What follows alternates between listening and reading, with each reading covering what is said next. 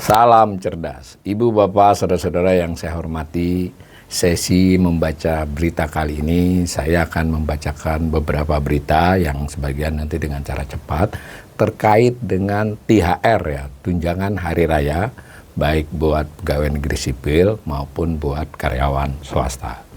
Nah, berita pertama saya bacakan dari Investor Trust. Berita ini hampir semua media memuat ya, saya memilih Investor Trust karena belum pernah saya bacakan ya. Judulnya Prabowo umumkan THR PNS 2025 cair mulai 17 Maret 2025. Ditulis hari Selasa 11 Maret jam 6 sore. Beritanya begini. Presiden Prabowo Subianto mengumumkan pencairan tunjangan hari raya atau THR bagi aparatur sipil negara ASN termasuk pegawai negeri sipil PNS, hakim, TNI, dan Polri. Prabowo menyatakan THR cair pada H-14 Hari Raya Idul Fitri atau Lebaran 2025, mulai Senin 17 Maret mendatang. Jadi sebentar lagi ya. THR akan dibayar 2 minggu sebelum Hari Raya Idul Fitri, mulai dicairkan hari Senin 17 Maret 2025. Kata Prabowo dalam konferensi pers tanggal 11 Maret 2025, hari Selasa ya.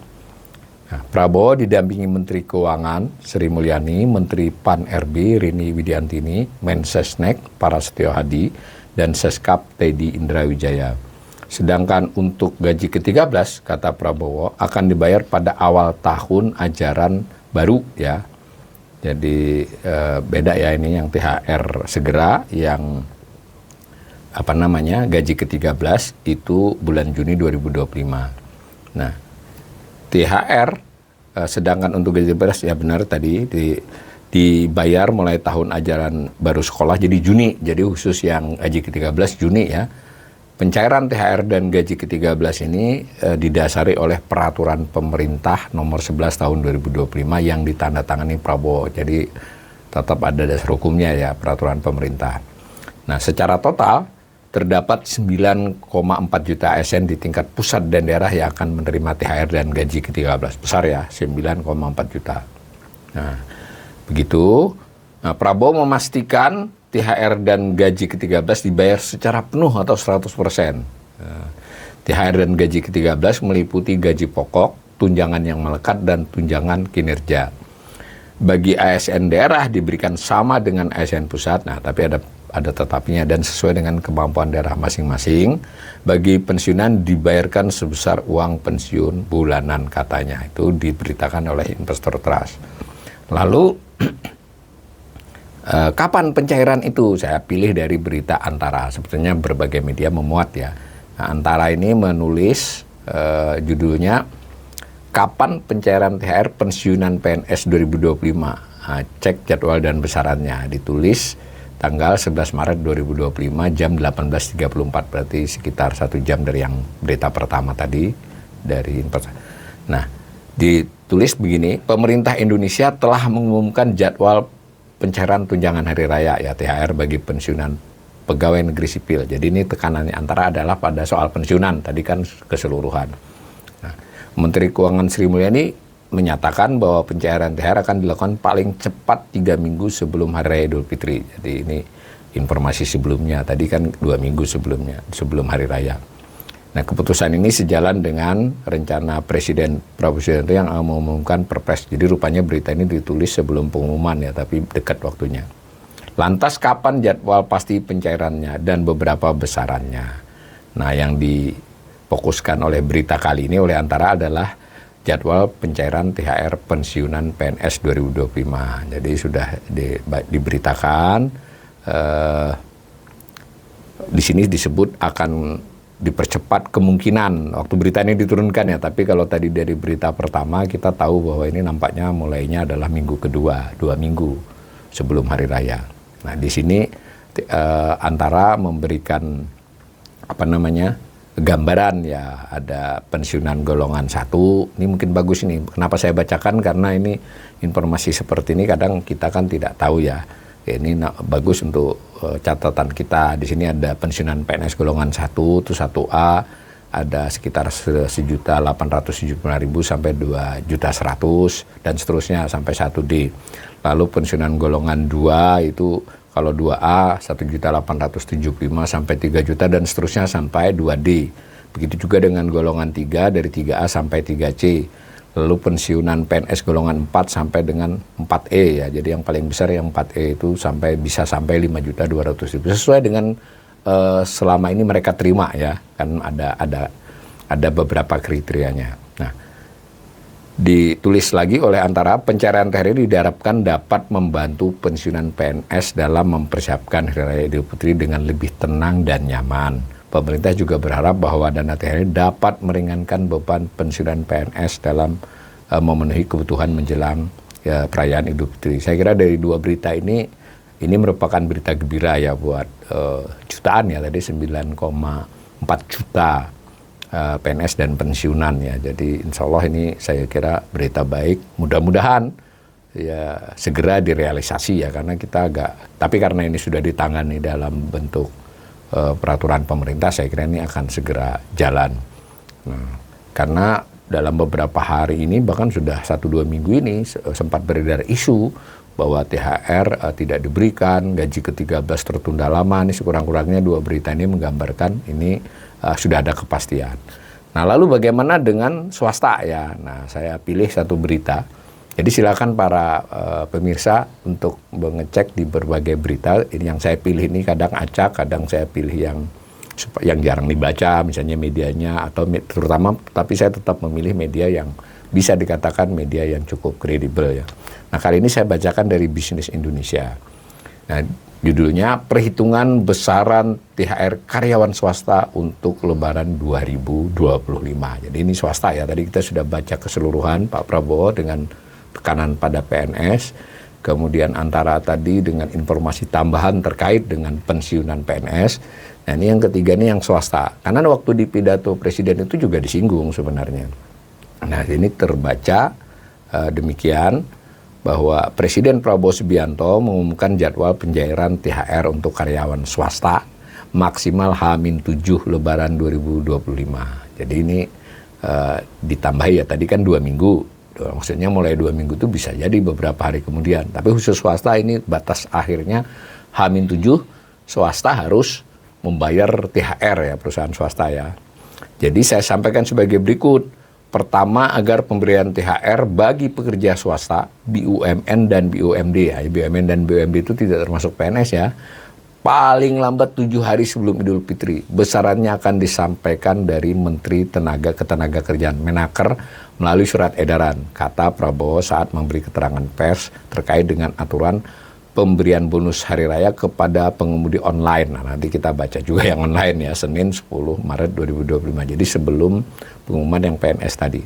Sehingga kemungkinan besar pencairan THR untuk karyawan swasta paling lambat dibayarkan tanggal 22-23 Maret 2025. Adapun besaran THR yang diberikan untuk karyawan swasta kemungkinan aturannya tidak berubah dari tahun lalu. Seperti itu ya diberitakan.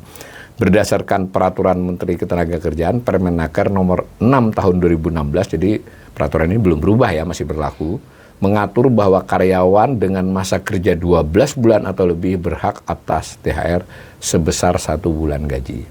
Sedangkan karyawan yang memiliki masa kerja selama 1 bulan secara terus-menerus tapi kurang dari 12 bulan diberikan secara proporsional sesuai dengan perhitungan masa kerja bulan dibagi 12 bulan dikali 1 bulan upah. Jadi ini informasi ini bagus ya, ini dari Permenaker. Jadi kalau baru kerja 3 bulan ya 3/12 berarti 1/4 dari gajinya. Kalau 3 bulan, kalau 6 bulan ya separuh gitu.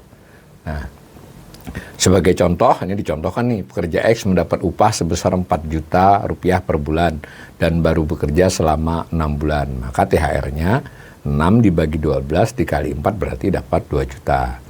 Namun jika perusahaan telah menetapkan besaran THR keagamaan dalam perjanjian kerja, jadi kalau perusahaannya itu sudah punya perjanjian kerja, peraturan perusahaan, perjanjian kerja bersama atau kebiasaan lebih besar dari nilai THR yang diatur oleh aturan ini, perusahaan harus membayar sesuai dengan perjanjian tersebut. Nah, secara implisit kalau kurang harus mengikuti peraturan itu ya. Tapi biasanya perusahaan yang memiliki perjanjian kerja dan macam-macam ini umumnya perusahaan yang menengah dan besar ya, yang cukup harus mengikuti aturan dan terawasi dia kan.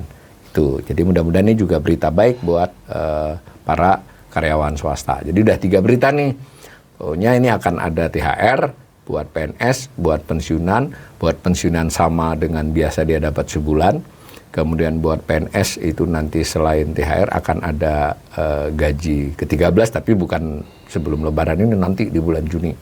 Nah ini swasta, mudah-mudahan pemerintah cukup mengawasi dalam ini Kemenaker ya. Dan sayangnya memang kita harus mengakui perusahaan-perusahaan yang terikat dengan ini kan berarti pekerja formal ya, pekerja di perusahaan yang berstatus buruh tetap ataupun tadi baru bekerja berapa, tapi buruh tetap. Jadi nggak untuk misalnya perusahaan-perusahaan, bukan perusahaan ya, usaha mikro, usaha kecil ya sesuai dengan kebijakan masing-masing kan, mereka biasanya tidak terikat dengan ini. Nah yang terakhir saya bacakan dari Kompas ya, Kompas terkait dengan pekerja swasta hingga ojol. Judulnya, Menaker terbitkan surat edaran THR untuk pekerja swasta hingga ojol. Begitu ditulis tanggal 11 Maret, hari Selasa jam 5 sore. Diberitakan begini, Menteri Tenaga Kerja Yasir Lee menerbitkan surat edaran tentang tunjangan Hari Raya Keagamaan tahun 2025 bagi pekerja BUMN, BUMD, perusahaan swasta hingga pekerja lepas dan ojek online, ojol ya. Pemberian THR merupakan kewajiban yang harus dilaksanakan oleh pengusaha kepada pekerja atau buruh, ujar Yasir Lee dalam konferensi pers di kantornya Selasa ya.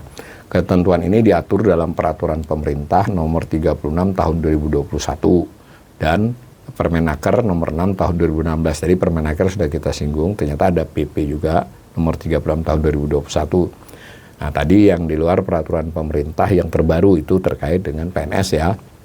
Nah di sini diceritakan tadi soal sama dengan berita sebelumnya, ada soal untuk perjanjian kerja waktu tidak tertentu maupun perjanjian kerja waktu tertentu ya, ini istilah-istilah untuk kontrak swasta. Nah lanjut, pekerja atau buruh yang berhak mendapatkan THR adalah mereka yang telah memiliki masa kerja 1 bulan secara terus-menerus atau lebih dalam hubungan kerja. Nah ini sama dengan berita sebelumnya dan seterusnya. Intinya ini ditegaskan betul kali ini oleh pemerintah. Nampaknya ini berita baik ya, setelah sekian minggu ini kita terlalu sering menerima berita yang tidak enak buat sebagian orang pengguna dana. Kali ini mudah-mudahan pemerintah konsisten ini ya untuk kalau yang terkait dengan PNS dan pensiunan saya kira udah bisa dipastikan itu. Tetapi untuk swasta ini kan tetap butuh pengawasan dan dorongan dari pemerintah kepada perusahaan swastanya. Nah ini ditulis oleh Kompas untuk memastikan kepatuhan Kemenaker telah menerbitkan surat edaran. Jadi kalau dia melanggar kan melanggar hukum nih kepada seluruh gubernur Indonesia agar kebijakan ini disosialisasikan hingga tingkat bupati dan wali kota di masing-masing daerah. Selanjutnya THR untuk ojol juga diatur dalam surat edaran ini. Nah ini yang baru ya, ada aturan THR untuk ojol. Jadi kita berterima kasih ini kepada para pihak, mau legislatif, mau masyarakat sipil dan para pihak yang sudah teriak-teriak selama beberapa minggu ini agar ojol diperhatikan. Ya, kelihatannya perusahaan-perusahaan yang memiliki ojol ini mau tidak mau harus ikut nih. Nah, tapi di sini ditulis Menaker mengatakan hubungan antara perusahaan layanan angkutan berbasis aplikasi dan pengemudi serta kurir online didasarkan pada prinsip kekeluargaan, saling mendukung dan saling menghargai. Sesuai arahan Bapak Presiden Pak Prabowo, pada tahun ini pemerintah memberi perhatian kepada pengemudi dan kurir online, ujar Menaker tadi ya. Lalu untuk itu Menaker mengimbau kepada seluruh perusahaan layanan angkutan berbasis aplikasi untuk memberikan bonus hari raya kepada pengemudi dan kurir online dalam bentuk uang tunai. Cuma kita belum dapat informasi detailnya berapanya ya, karena kan mereka tidak punya gaji bulanan ya. Tapi sekurang-kurangnya ini berita baik. Dan sama komentar saya dengan sebelum-sebelumnya tadi, di sini membutuhkan satu kepatuhan dari perusahaan swasta dalam konteks swasta, lebih khusus lagi kepatuhan dari perusahaan-perusahaan yang terkait dengan transportasi online ya. Dan yang penting pemerintah dengan semua jajarannya sampai ke daerah turut mengawasi apakah itu dilaksanakan. Mudah-mudahan yang saya bacakan 4 berita ini berita baik kepada seluruh rakyat Indonesia, pada seluruh pekerja, karena situasinya kita harus mengakui agak kurang baik-baik saja. Sekurang-kurangnya begitu yang kita lihat di pemberitaan maupun di keluhan-keluhan di berbagai platform media sosial. Nah, sekali lagi saya sebagai ekonom juga mendoakan mudah-mudahan ini benar-benar dilaksanakan secara sungguh-sungguh, sesuai aturan, dan buat para pekerja yang memperolehnya bisa dipergunakan dengan sebaik-baiknya untuk kehidupan keluarga mereka.